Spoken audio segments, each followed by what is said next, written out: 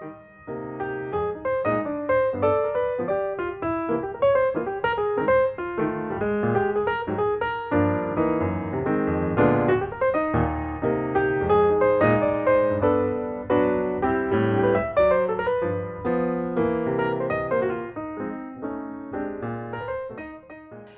know that there are many illnesses out there that we hope we won't have to experience, but one that is very scary for us is having Alzheimer's. There is a lot of research on trying to find a cure or slow down the process. We, of course, hope it's soon. This is Alzheimer's Awareness Month, and my guest this month is Dr. Rachel Movitz. Welcome. Welcome to be here and help us maybe understand a little more. Well, thank you so much for inviting me, Barbara. I'm happy to be here and to talk about this topic that we really need to have people more aware of. It is a problem that is affecting many older adults. In fact, about half of the population over the age of 85 has Alzheimer's disease or some other type of major neurocognitive disorder. Really? Yes, and it's a growing issue because we are not familiar enough with the early signs, and many people do not know how to differentiate normal aging from a dementia or major neurocognitive disorder, as we now call it, such as Alzheimer's disease. So early knowledge is very important, and understanding the difference between normal aging and Alzheimer's disease is something that I can help with assisting through this talk and hopefully expanding our knowledge. Normal aging is associated with brain shrinkage it's beginning in the third decade of life, actually.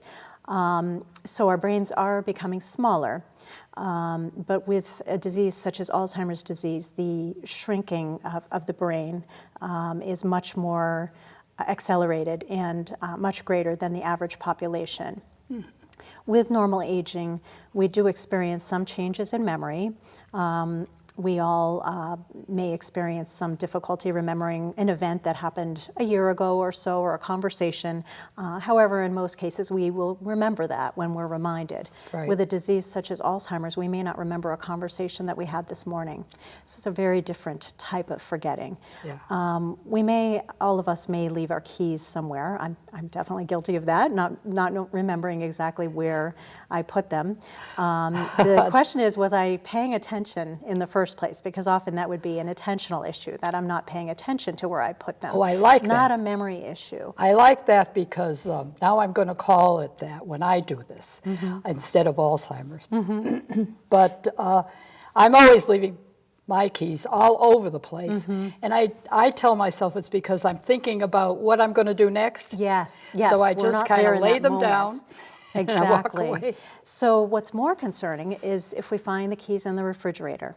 And that could be more of a concern that would be associated with a disease such as Alzheimer's disease. So it's very different types of forgetting. Problems with finding words is very common as we age. Occasional word finding problems, but people with Alzheimer's disease struggle with this more often. And they may actually substitute words. So they may say something like a hassock instead of hammock when they're familiar with the word hammock, and this would be unusual. So they're substituting the initial part of the word. Or they might refer to a chair as a table and not realize in the conversation that they've done this. So they're substituting whole words for words that they intend to say. And the person is not aware of it. And this is often what brings people to us, is that they're not necessarily noticing the changes in their cognition, but others are. Yeah. And others may be expressing concern for a period of time. But if the individual is not noticing or not aware, then they may not seek help. Yeah. So the brain, let's think of it like a file cabinet.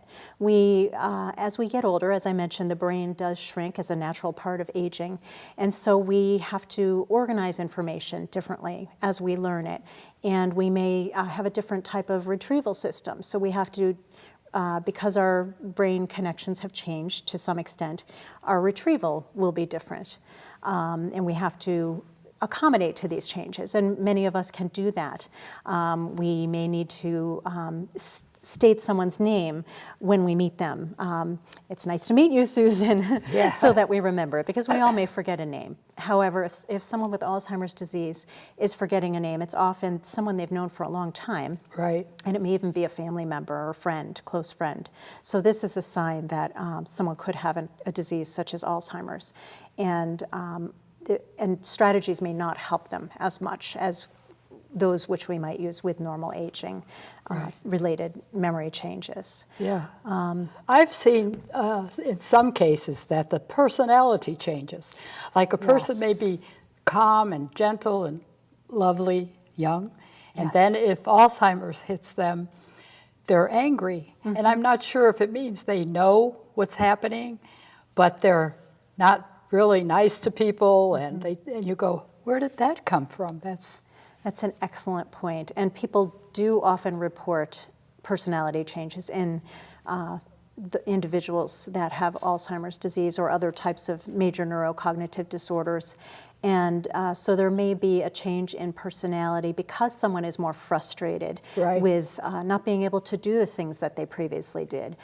Perhaps they're having difficulty with operating a television remote or a microwave, and this is something that could be associated with the development of Alzheimer's disease or other neurocognitive disorders, and it can cause frustration. Yeah. Also, the important thing to remember is that Alzheimer's affects the entire brain. The emotional part of our brain does remain intact until the later stages of the disease. Oh. So we are always going to be feeling and responding to things in our environment, and our senses are intact and will take in information. Yep. However, processing that information may be more difficult, and language, finding words, as I mentioned, may be more difficult.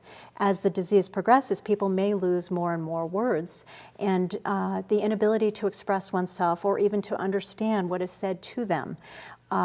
The loss of attention, being able to attend to a multiple stage instruction.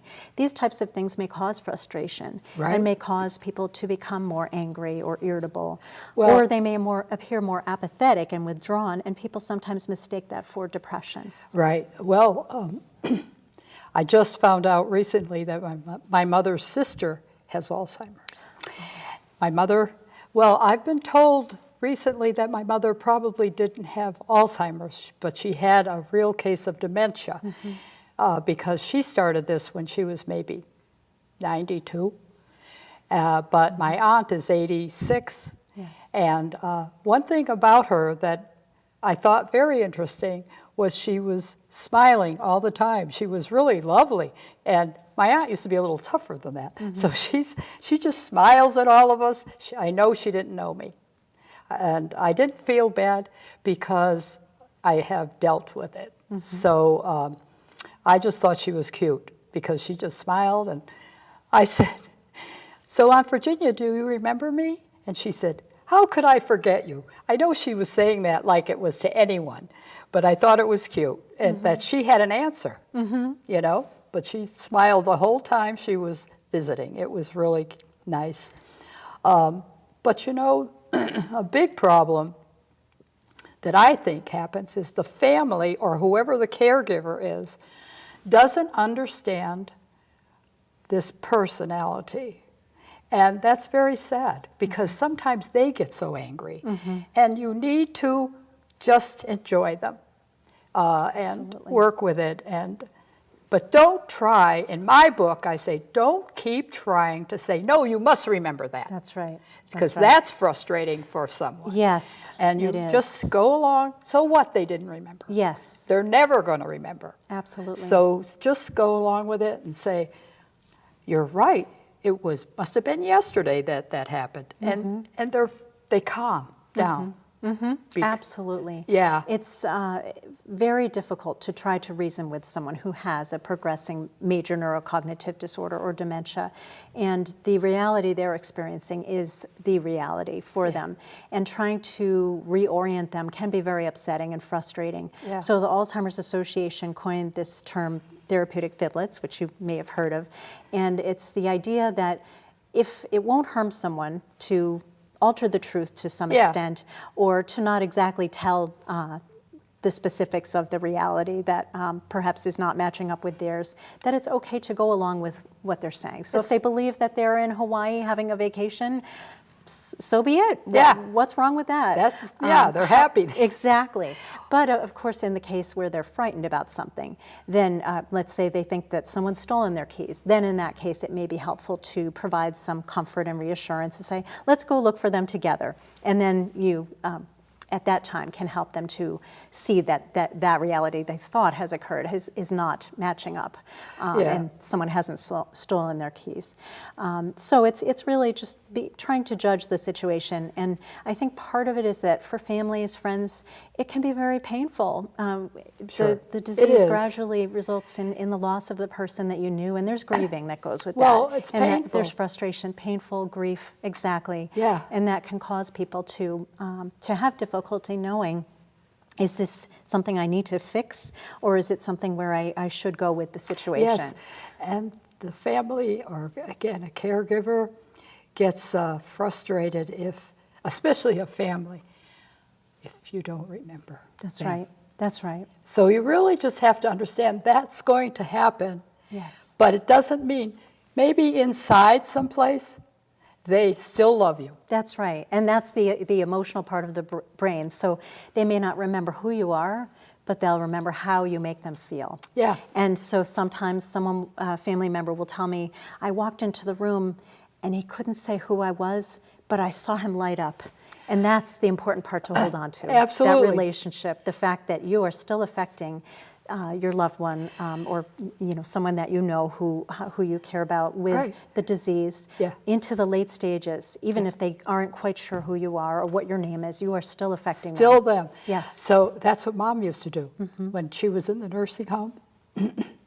She would, when I'd walk in and come down the hall, she would be sitting there saying, "That's mine." So I was that and I was hers, and she remembered that. And I always thought that was so cute. Oh, yes, yes. But yes, it just happens. Yeah, it is such a difficult disease, and as you mentioned, we've been searching for decades for cures or disease-modifying treatments, and unfortunately, we're still not there. The reality is that the disease is caused by nerve cell death that begins. People can be asymptomatic for years, 15 to 20 years before they show the symptoms of Alzheimer's disease. Oh, wow. So, and it's due to the buildup of amyloid beta protein that is not being cleared away in the manner that it is supposed to be cleared away. So these aggregates or buildups of these proteins occur, and then these tangles may join in, called tau, and causes nerve cell death. And that interferes with the place where learning and memory and language occur, the synapse, which is between the nerve cells. So the reality is, unfortunately, these amyloid beta plaques and tangles may be there years before we have the symptoms. So the research is showing us that we need to try to figure out how to treat people before they have the symptoms. Right. And the good news is that there's things that we can do that are neuroprotective or preventative. So we may have the gene, the APOE4 gene. It doesn't necessarily mean that we will develop Alzheimer's disease, but there may be a higher risk. There are many people who have the gene and don't develop the disease. So some of the neuroprotective factors that may influence whether the disease does develop could be sleep. If we're not getting enough sleep, there's a direct link, yes, between the development of amyloid beta plaques and the development of Alzheimer's disease. So we want to start with good sleep hygiene. And the other thing that's very important is to think about our cardiovascular health. The brains of about 80% of older adults who develop Alzheimer's disease, on autopsy, it was found that those people also had cardiovascular health issues. Really? So hypertension, diabetes, high cholesterol, those types of risk factors can contribute. So if we're able to modify those risks earlier in life, we may ultimately prevent this disease. The other risk factor is brain stimulation. The neuroprotective effects of learning new things, challenging ourselves, engaging in studying a new language are going to be protective. We want to keep the nerve cells active. And even if some of the synapses disappear due to the buildup of the plaques and tangles, we can help to create that cognitive reserve, which is neuroprotective, by continuing to push ourselves to learn and to stay social. It's those who withdraw and who do not engage in intellectual stimulation that are at more risk, and the disease may progress more quickly. But, I mean, look who had Alzheimer's. And this has been a president. You can't tell me that he's not doing a lot of reading and active things for his brain. So there's where I get confused when they say, you know, do puzzles, read books, join something. Yes. And yet these guys have been ruling the world and they still get Alzheimer's. That's an excellent point. Unfortunately, the genetics can be a big risk factor that we can't bypass. But as I mentioned, there are some people who have the APOE4 gene who don't develop the disease. The other risk factors we do need to keep in mind, as I mentioned, are the cardiovascular risks. So if someone does have those, it could be that they are at increased risk of Alzheimer's disease, even if they are intellectually stimulated quite frequently. And the important thing too that I didn't say, which I think is important to mention, is we don't want to be doing crossword puzzles because that's forcing us to retrieve information we already know. What's more important is that we try to engage our minds in new things. And in that way, we're firing those nerve cells that are still intact, and we're keeping those connections strong. So learning a new language is an example of that. And reading is a good example of that. Listening to audio tapes of educational programs. And some of these cases of people who are very highly educated, who do engage in intellectually stimulating activities, they do unfortunately develop the disease, but the progression may be slower because of that cognitive reserve. So we want to keep that in mind, that it may not be a complete way of preventing the disease, but we may have there may be a better outcome, or it may the symptoms may show up later later in life, where they may show up sooner, or the progression may be more accelerated if there isn't this type of intellectual stimulation. The other thing too is the importance of I mentioned cardiovascular risk management. So exercise, our diet. A lot of people are familiar with the Mediterranean diet, so a heart-healthy diet, rich in green leafy vegetables and dark berries, a lot of the things I love, fortunately. Low in foods that are saturated in fat, high in omega-3 fatty acids, so fish, salmon in particular, mackerel, the cold water-dwelling fish, or taking omega-3 fatty acid supplements, folic acid, flaxseed, things like that are very helpful. Well, right now, though, I'm getting a little nervous because I told you my aunt has Alzheimer's. My mother was close to it. Should I be worried? Like I said, it's one of those scary things. It is scary. Yeah. And the reality is that many older adults are at risk of developing the disease. As I mentioned, about 50% of the population over 85 will develop the disease. But the good news is not everyone does, and not everyone with the genetics develops Alzheimer's. And I think that the fact that we know now that there are things we can do earlier in our lives, if we know we're at increased risk, can help us to feel that there is something we can do to affect change and possibly prevent the disease, or, as I said, maybe slow down the acceleration of the disease if it is beginning.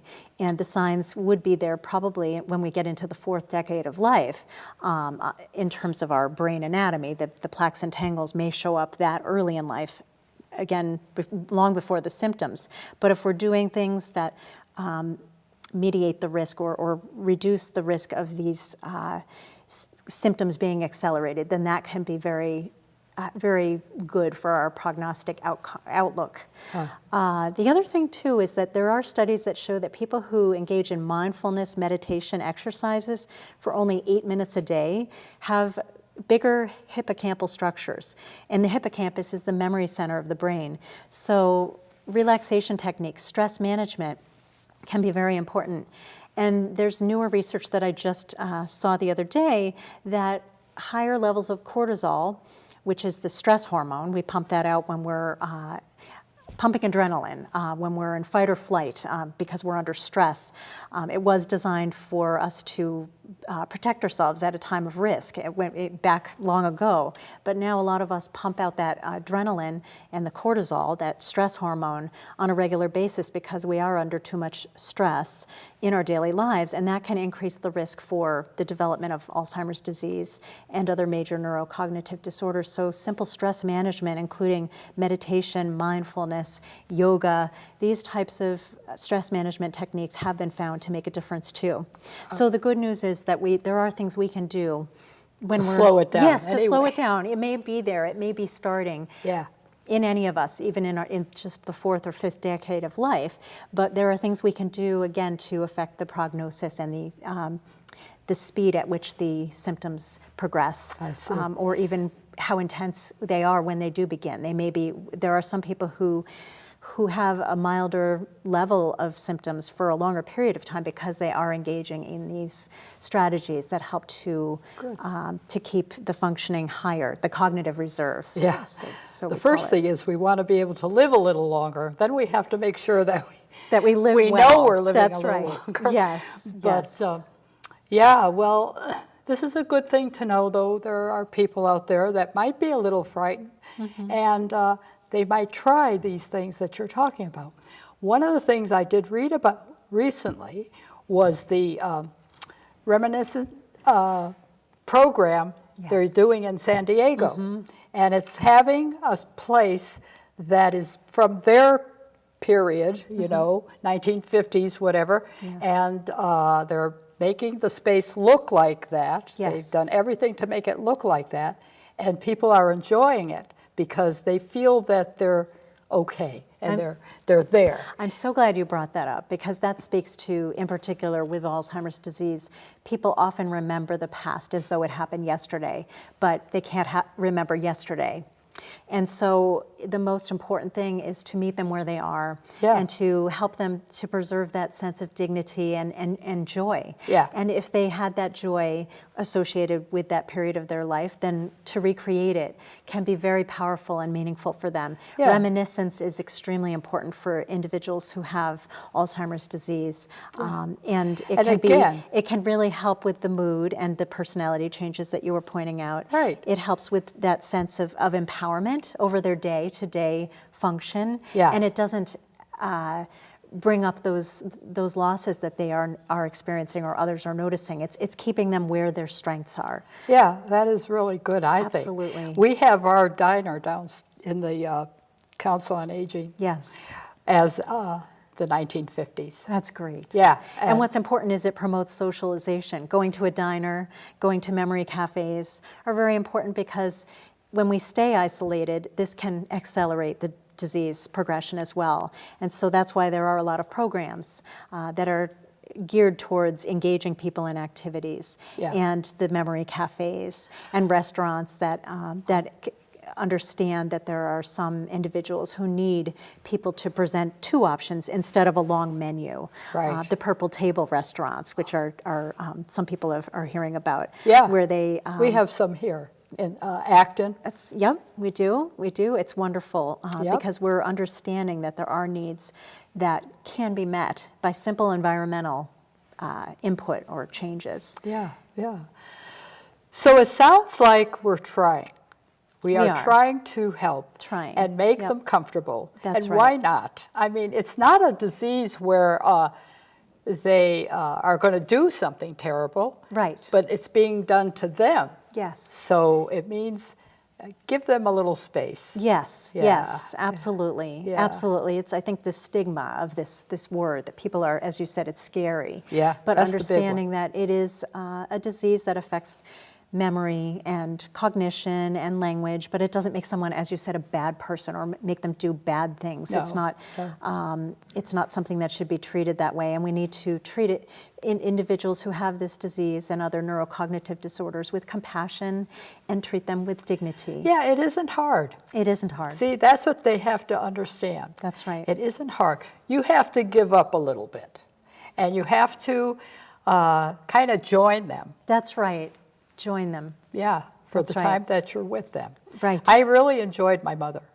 I did, and she was quite amusing at times, and she didn't ask for a lot, except for one thing, which was really funny because it was really close to when she passed away. She looked in the mirror, and she saw gray hair, and she said, "I've never had gray hair," and she never did because she dyed it all the time.